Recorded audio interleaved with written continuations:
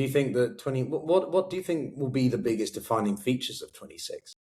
Because 25, I think, has been reflective of the Russians being incredibly caught out by the Ukrainians' innovative strategies towards attacking further in. It's brought much more the war closer to home, and the idea of Russia being protected by Putin is much more of an illusion. But it's also demonstrated the Russians' capacity to develop their own industry and capacity to respond. Okay, I think the biggest difference next year will be this pretty picture of Russia doing well will end. They are happening right now, Pyotr. Can you guess which federal employees are not getting paid now? A very senior federal level. Close. Judges. Wow. They stopped paying judges.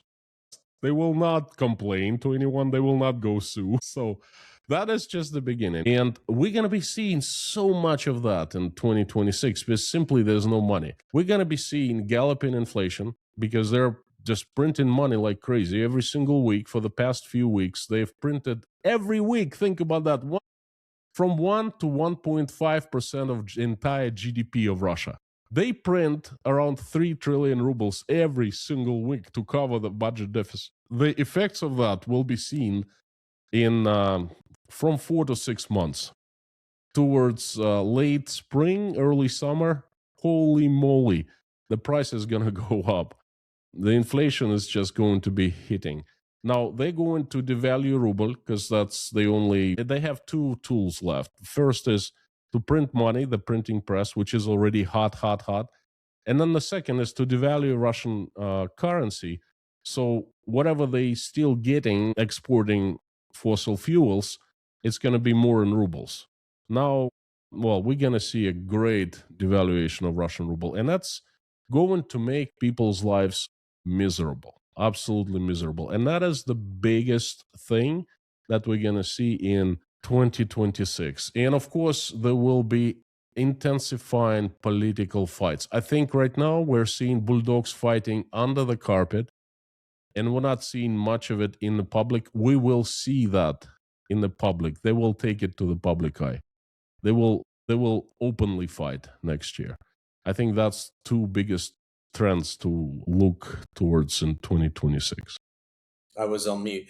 No, we have seen rumblings of that, haven't we? We have seen indications of this growing discontent amongst the polity, the inner circles, whatever, the political establishment within Moscow. But one of the things I'm also interested in, of course, is the public sentiment, because a lot of Russians are used to dealing with hardship. It's one of the main things that is always emphasized, that Russia will not crack, it will not succumb to external pressures easily. But when it's internally and the inadequacies are growing, you've got a deepening sense of normalcy not being there.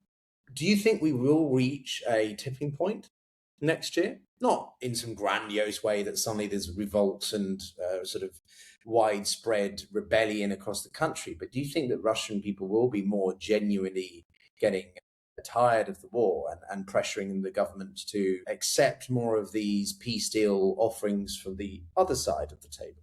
They will definitely be more fatigued, much more, but there will be no tipping point. I don't even understand what the tipping point is. Everyone gets so tired of the war, they just take it on the streets and start protesting. That's not going to happen. No, but there will be more and more of, you say, rumblings. Oh yeah, that's for sure.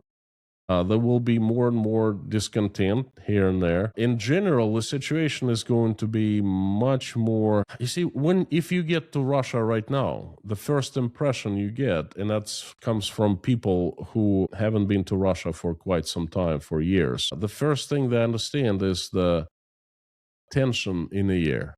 The stress looks in people's eyes. You know, Russia, entire country, you can feel stress in the air. There's going to be much more of that. And then don't forget, there's a huge factor. More and more, I can't even call them veterans. I don't know who they are. Call them whatever you want. Those people who fight in Ukraine, who sold their souls for money to the devil.